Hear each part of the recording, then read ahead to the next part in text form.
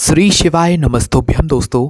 आप सभी लोग जानते हैं कि कार्तिक के महीने का सोमवार किस दिन पड़ रहा है। 6 नवंबर 2023 को पड़ रहा है। और दोस्तों ये कार्तिक का जो महीने का सोमवार होता है ये बहुत ही बड़ा सोमवार होता है। और आज की इस वीडियो में हम आपको इस कार्तिक के महीने में पड़ने वाले इस सोमवार के दिन किए जाने वाले वो विशेष उपाय बताएंगे जिन्हें अगर आप लोग इस कार्तिक के महीने के सोमवार के दिन करते हैं तो आप भगवान से जो मांगेंगे वो आपको मिलेगा। आपके जीवन से दुख और समस्याएं दूर होंगी, साथ ही में आपकी मनोकामनाएं भी पूर्ण होगी। तो इसीलिए इस पूरे उपायों को अच्छे से सुनिएगा, उसके बाद ही समझिएगा, उसके बाद ही करिएगा।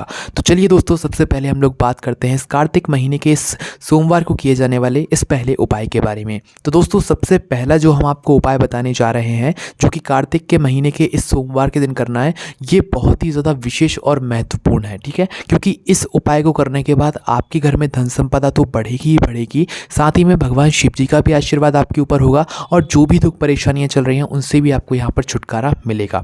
तो आपको करना क्या है वो आप ध्यान से सुनिए। देखिए कार्तिक के महीने का जो सोमवार है वो पड़ रहा है 6 नवंबर 2023 को। तो इस दिन आप लोगों को करना क्या है, इस उपाय में आपको दो चीज़ों की आवश्यकता होगी। सबसे पहली चीज़ है दोस्तों एक बेलपत्री, है ना, और दूसरी चीज़ है दोस्तों यहाँ पर एक शमी पत्र। तो एक बेलपत्री और एक शमी पत्र सिर्फ आपको उपाय के लिए जो है पहले से तैयार करके रख लेना है। और प्रातःकाल सुबह सुबह ही आपको यह वाला उपाय करना है। कोई भी उपाय अगर आप लोग सोमवार के दिन करते हो तो उसे जितना जल्दी सुबह हो सके उतना जल्दी करने की कोशिश किया करो, तभी आपको उस उपाय को जो करने का फल है वो बहुत जल्दी और बहुत बड़ा होकर मिलता है।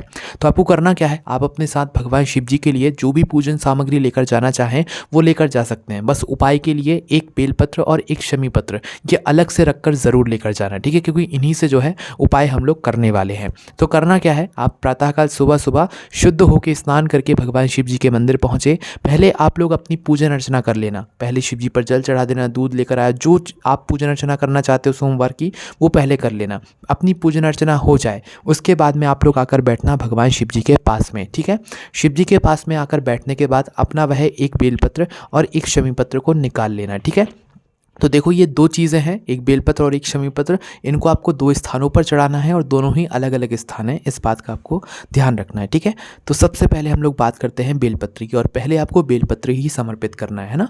तो अपनी वह एक बेलपत्र निकालना है, क्योंकि एक ही बेलपत्र उपयोग होगी और एक ही शमी पत्र उपयोग होगी।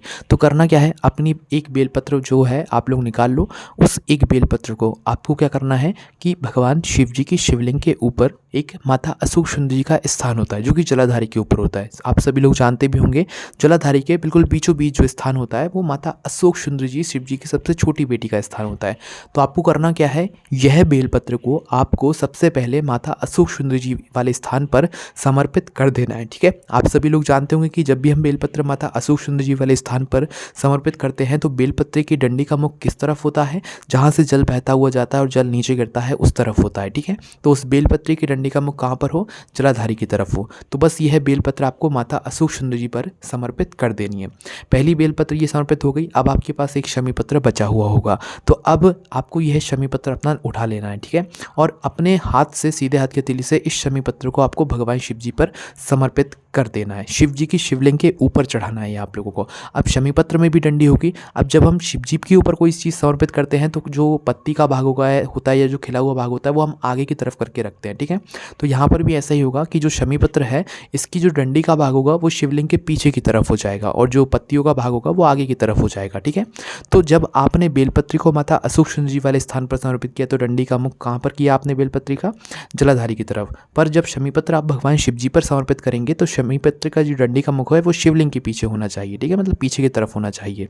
और जैसे ही आप लोग ये बेलपत्र और ये शमी पत्र इन दोनों स्थानों पर समर्पित कर देते हैं उसके बाद भगवान से हाथ जोड़ के आपको प्रार्थना करना है। जिस मनोकामना के लिए आप यह उपाय कर रहे हैं, जिस दुख और समस्या को दूर करने के लिए आप ये उपाय कर रहे हैं, भगवान से आपको उसके लिए विनती करनी है, उनसे प्रार्थना करनी है। आप विश्वास मानना कि इस कार्तिक के महीने के इस सोमवार के दिन अगर आपने ये वाला उपाय किया तो आपको भगवान से कुछ बोलने की भी ज़रूरत नहीं है। आपको बिना मांगे सब कुछ मिलेगा, बिना मांगे बिना बोले आपकी दुख और समस्याएं दूर होंगी, ठीक है। तो ये बहुत ही बड़ा उपाय है कार्तिक के महीने के सोमवार का, जो कि हमने आपको सबसे पहले बता दिया है। चलिए दोस्तों, अब हम बात करते हैं दूसरे उपाय के बारे में।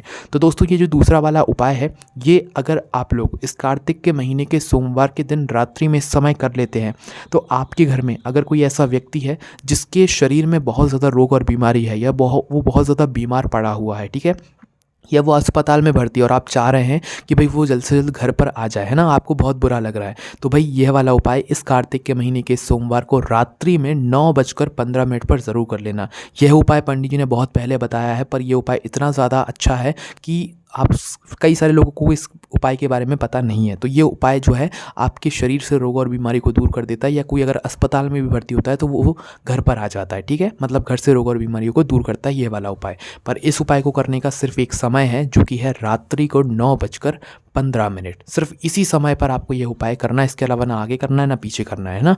और इस उपाय को जो करने का स्थान है वो है आपके घर का मंदिर में। आपके घर में अगर शिवलिंग है तो आप वहाँ पर भी ये उपाय कर सकते हैं, या अगर आप भगवान शिव जी के मंदिर में जाकर ये उपाय कर सकते हैं तो वहाँ पर भी कर सकते हैं, क्योंकि रात्रि को 9:15 पर ही होगा। तो कार्तिक के महीने के सोमवार को रात्रि में 9:15 पर का ये उपाय है।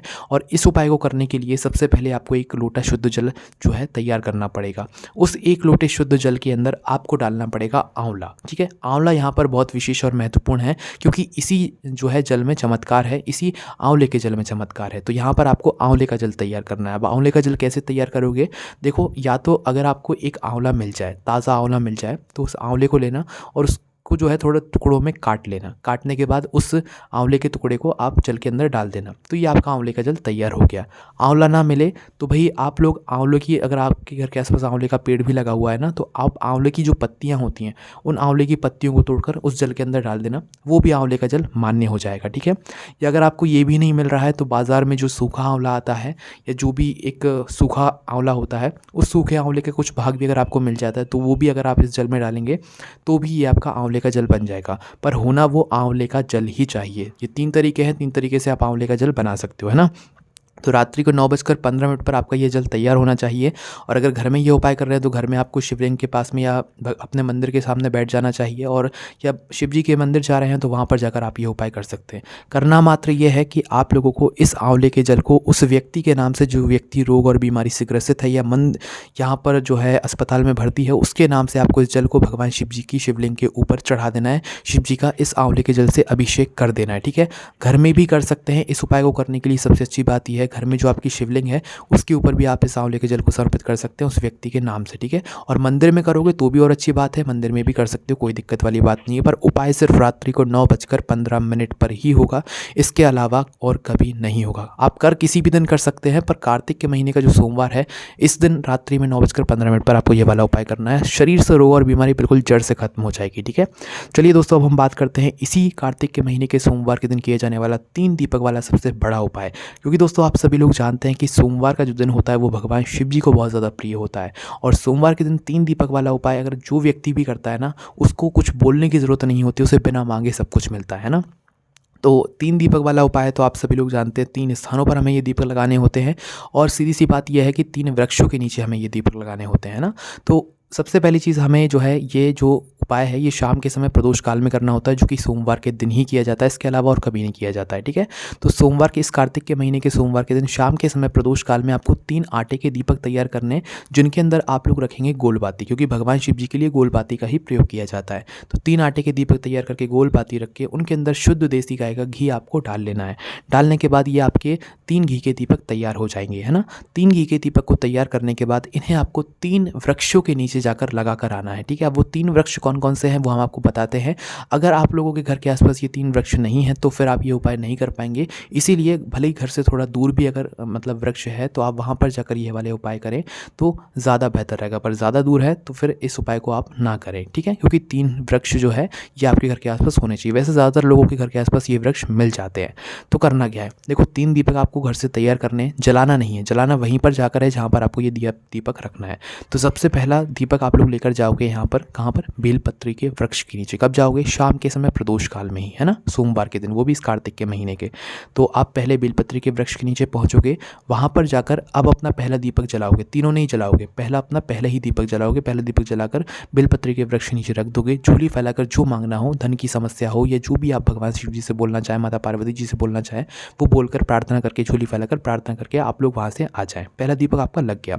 दूसरा दीपक आप लोग लेकर जाओगे यहाँ पर पीपल के वृक्ष के नीचे, ठीक है। पहला आपने बेलपत्री के वृक्ष नीचे लगाया, दूसरा पीपल के वृक्ष के नीचे जाना, वहाँ पर जाकर इस दीपक को जलाना। दीपक को जलाने के बाद इस दूसरे दीपक को भी आप लोग जला देना, और जलाने से के बाद भगवान से प्रार्थना कर लेना, ठीक है। और दीपक जलाने के बाद आप लोगों को क्या करना है कि भगवान से प्रार्थना ज़रूर करना है और झोली ज़रूर फैलाना है, ठीक है। फिर दूसरा आपका दीपक भी लग गया।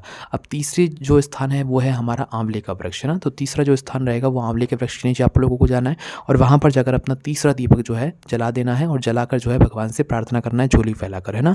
और दोस्तों यहाँ पर आप लोग ध्यान रखिएगा कि ये जो 3 दीपक आप लोग लगा रहे हैं ये सभी बड़े वृक्षों के नीचे लगाने हैं। तो बस दोस्तों यहाँ पर यह वाला उपाय भी पूर्ण हो जाता है। ये वाला उपाय आप ज़रूर करके देख सकते हैं। 3 वृक्षों के नीचे ही आपको ये दीपक लगाने हैं और कहीं पर नहीं लगाने। चलिए दोस्तों एक आखिरी उपाय के बारे में और बात करते हैं, जो व्यक्ति जिस मनोकामना के साथ में अपना इस कार्तिक के महीने के सोमवार के दिन यह वाला उपाय करेगा ना, उसकी वह मनोकामना ज़रूर पूर्ण होगी, जो कि है दोस्तों 108 सामग्री वाला उपाय।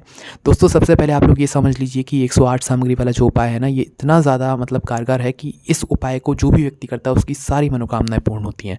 तो इस उपाय में करना मात्र ये होता है कि आपको अपने घर से 108 चावल के दाने गिनकर लेकर जाने होते हैं, वो भी इस कार्तिक के महीने के सोमवार के दिन प्रातःकाल सुबह सुबह। जो भी आप अपनी पूजन सामग्री लेकर जाना चाहें वो लेकर जा सकते हैं। पहले अपनी पूजन अर्चना कर लीजिए, उसके बाद में भगवान शिव जी के पास में बैठिए, अपने 108 चावल के दाने निकाल कर, ठीक है, घर से गिनकर लेकर जाइएगा और भगवान शिव जी के मंदिर में जो है आप लेकर बैठ जाइएगा। अब इन 108 चावल के दानों को आपको एक एक करके भगवान शिव जी पर श्री शिवाय नमस्तुभ्यम बोलकर जो है समर्पित यहाँ पर करना है, ठीक है। एक दाना चढ़ाओगे श्री शिवाय नमस्तुभ्यम बोलोगे, दूसरा चढ़ाओगे श्री शिवाय नमस्तुभ्यम बोलोगे। इस प्रकार से आपको पूरे 108 चावल के दाने चढ़ाते समय श्री शिवाय नमस्तुभ्यम बोलना है। और जैसे ही एक आखिरी वाला 108वां चावल का दाना होगा ना, तो उस चावल का दाना को चढ़ाते समय आपको भगवान शिव जी से अपनी मनोकामना बोल देनी है। अब हमने आपको 108 सामग्री बोला है, तो 108 चावल के दाने भी आप लोग ले सकते हैं, 108 बेलपत्र भी ले सकते हैं, 108 सरसों के फूल भी ले सकते हैं, गुलाब के फूल भी ले सकते हैं, हरे मूंग के दाने भी ले सकते हैं, जो आपको आसानी से मिल जाए। तो जो आपकी 108वीं सामग्री होगी उसको चढ़ाते समय भगवान शिव जी का नाम जाप करते हुए आप लोग अपनी मनोकामना बोल देना, आपकी वह मनोकामना ज़रूर पूर्ण होगी।